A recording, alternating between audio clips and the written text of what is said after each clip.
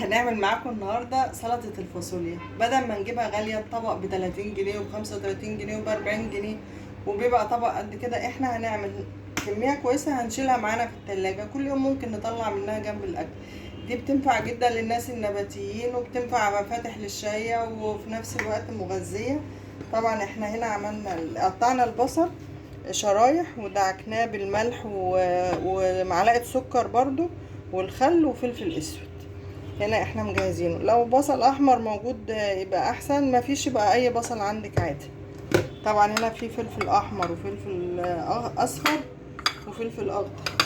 الفاصوليا احنا سلقناها هنا وصفيناها من الميه، هي غلوه واحده ما تخليهاش تغلي منك عشان هي هتقعد في التلاجة فما تطرش منك بعد كده. هنا البصل هنحط الفلفل كله، ادي الفلفل الاخضر.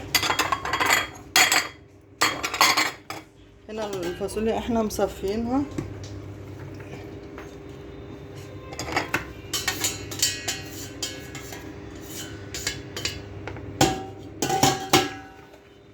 هنقلبها كويس جدا.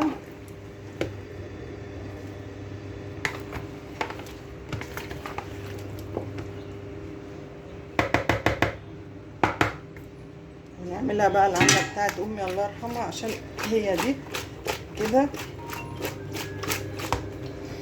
ده شكلها النهائي.